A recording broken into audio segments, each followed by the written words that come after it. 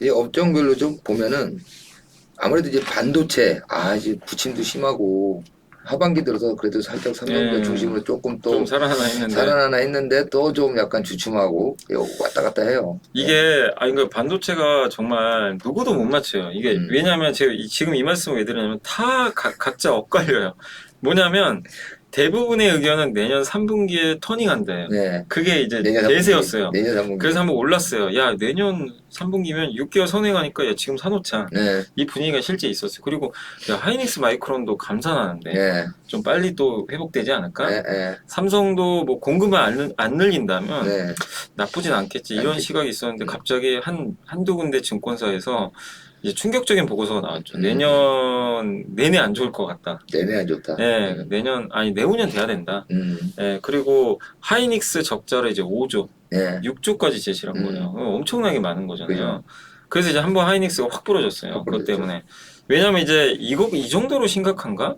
근데 재고를 봤더니 이 약간 소수 의견이 맞을 것 같은 거예요. 재고가 너무 많아요. 너무 지금. 많다. 너무 우리가 상상할 수 없을 정도로 재고가 지금 그거 너무 늘어나요. 소진하는 데만 해도 엄청나니까. 그러니까 지금 하이닉스가 가지고 그러니까 극단적인데요. 하이닉스가 가지고 있는 재고 많잖아요. 네. 내년에 생산을 안 하면 그거 다 소진할 수 있다. 그 정도, 그 내년 정도. 아예 1년을 네. 공장 문 닫으면 다 팔린다. 다 팔릴 수 있다라는 그런 얘기도 나올 정도니까 얼마나 재고가 많은 거예요, 사실은. 그 정도로 재고가 많으면 그 재고 소진하려면 할인 판매. 그렇죠. 지금 요즘에 테슬라 할인 판매 얘기 나오죠. 네. 재고 때문에. 맞아요. 똑같은 거예요. 그럼 기업은 실적이 박살나요. 박살나죠. 그래서 이제 그게 생각보다 더 심해지니까 주가가 좀 빠진 거예요. 근데 이제 갑자기 그 우리 한은 총재님이 뭐라고 하셨냐면 이분이 지난주에 인터뷰를 하셨는데 내년 하반기에 빠르면 네. 물론 단서는 네, 달았어요. 네. 빠르면 3분기에 반도체 경기가 살아나면 우리나라 경기 살아날 것 같다. 이 언지를 준 거예요. 네. 그럼 한은 총재가 내년 3분기를 3분기를 왜 얘기했을까? 왜 얘기했을까? 그 시장이 약간 기대감이 좀 생긴 거예요. 그래서 하이닉스가 8만 원 다시 회복. 7만 원대까지. 7만 원대까지 봤었어요. 그리고 다시 7만 원대까지 회복했고 요새 좀 버티죠 하이닉스가 8만 원대에서. 그리고 지금 그 낸드 플래시 가격이 올해 3월부터 매일 빠졌어요. 단 하루도 안 쉬고. 근데 최근에 이틀 올랐어요. 이거 뭐지? 이제 약간 이제 기대감이 붙는 거죠. 그러니까 뭐냐면 너무 많이 빠진 상황에서 감산 들어가잖아요. 네. 이제 감산 효과가 좀 생기나 생기나 보다. 조금씩 그래서 생기나 오늘도 보다. 한 증권사에서 보고서가 나왔지만 잘하면 낸드 그 현물 가격이 네네네네. 뭐 연말이나 연초 되면 좀 의미 있게 반등하지 않을까. 그런 시각도 일부 있어요. 뭐 안 좋은 건 알지만 그러면 야, 여기서 더 나쁘게 볼 게 뭐가 있냐. 주가 측면에서. 네. 그래서 비중을 좀 늘려보자는 의견도 있어요. 그러니까 각자 다 달라요, 진짜. 누구도 맞출 수는 없지만. 근데 이제 이거죠. 최악까지는 한번 반영은 해줬어요. 네. 지난 한번 그 하이닉스가 8만 원 깼으니까 그 상황에서 약간의 낙관론도 좀 나오다 보니까 조금씩 꿈틀대는데 근데 대다수의 다수의 의견은 아직은 힘들다. 내년 3분기 넘어야 되는 거 아니냐. 이 시각이 여전히 우려이기 때문에 크게 상승은 못하지만 그래도 뭔가 이제 약간 가격도 반등하고 이러다 보니까 바닥을 좀 다지지 않을까 하는 기대감이 좀 생겼다. 이렇게 좀 보시면 좋을 것 아니 같아요. 중국이 일단 제로 코로나 좀 풀고 본격적으로 조금 이제 부양 쪽으로 가게 되면 네네네. 아무래도 같이 좀 그 회복되는 시기도 좀 빨라지지 않을까. 맞아요. 아니, 예, 저도 그런 예. 면에서는 좀 중국의 이거를 우리가 중국의 리오프닝을 좀 무시하면 안 되는 게 좀 걱정되는 거는 중국이 리오프닝 하면서 확진자가 많이 늘 거예요. 그죠. 우리 봤잖아요. 그죠. 이거 오미크론은 원래 확진자가 늘어요. 그게 정상이에요, 사실은. 그죠. 그게 우리도 뭐 50만까지 간 거 기억나세요? 올해 3월인가 2월에 하루에 50만, 60만. 그죠. 저도 그때 걸렸거든요, 사실.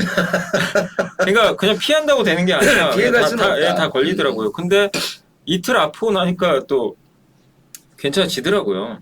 그러니까 중국 정부도 알겠죠.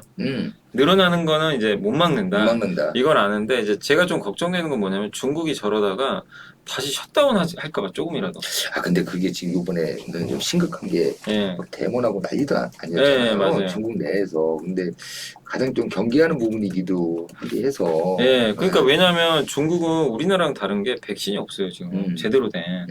그래서 너무 확진자 늘어나면 중국이 시위를 하건 말건 그냥 또 다시 옛날로 돌아갈 수도 있어요.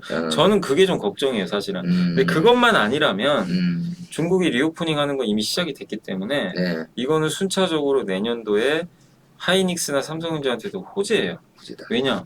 중국 사람들이 스마트폰 이제 구매를 할 거란 그러니까요. 말이에요. 예, 아무래도 예, 소비가 예, 늘어나요. 예. 그리고 지난 3년간 스마트폰이 역성장을 했어요. 중국이. 음. 코로나 때문에. 예. 그럼 적어도 이 분위기가 바뀌었기 때문에 하이닉스한테는 당연한 저는 호재다.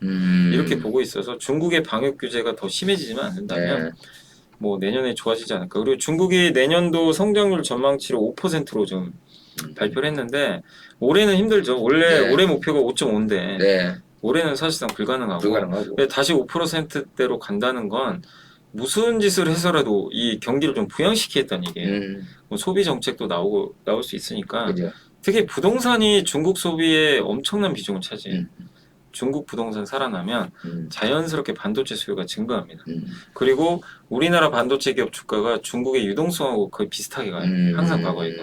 그래서 이 부분은 우리나라의 하이닉스, 삼성전자 주가를 하방을 막아줄 네. 좋은 좀 재료이기 때문에 네. 그런 면에서 저는 반도체 지금은 너무 걱정은 하지 말자. 다만 똑같아요. 속도는 좀 느릴 수 있다. 오르더라도. 왜냐? 언제 좋아질지에 대한 아직은 이 예상이 지금 다 엇갈리니까 혼란스럽잖아요. 그래서 바닥은 맞되 상승까지 기간은 좀 오래 걸릴 것 오래 같다. 걸릴 것이다. 요거는 좀 염두에 두시면 좋겠어요. 항상 뭐 또 변수는 있기 때문에 네.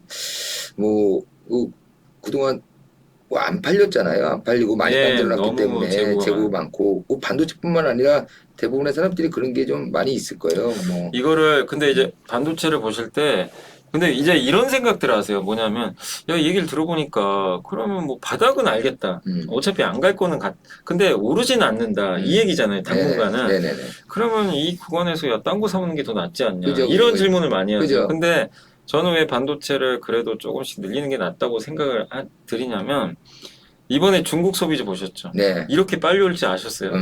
순식간에 가버렸어요. 그죠. 근데 그거를 수익 내신 분들은 안 가는 걸 참으신 분들이에요. 그러니까 무슨 얘기냐 리오프닝 되는 건 다 알고 있었어요. 다 알고 있었죠. 내년 3월로 다 예상을 했어요. 그러니까 야 이거 어차피 지금은 안 가. 근데 바닥은 찍었잖아요. 네. 근데 야 내년 3월이면 그냥 지금 사놓고 기다리고 있고 한 사람도 있었어요. 예, 실제. 그렇죠, 그렇죠. 그분은 지금 완전히 이제 잭팟이 터진 그죠, 거예요. 그죠, 순식간에. 그죠. 기대도 안 했는데 왜 이 깜짝 말씀 확 드리냐면 올랐으니까. 예상치 못한 호재가 나올 수도 있어요. 갑자기. 중간에. 그러면 갑자기 이게 V자로 솟아버려요.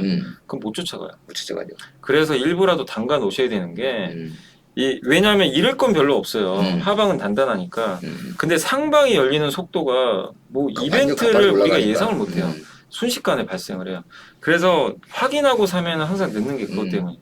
맞아요. 이번에 중국 서비스로 아마 많이 경험들 하셨을 맞아요. 거예요. 그래서 일부 내년에 반도체가 회복되는 걸 만약에 내가 확신을 하고 있다.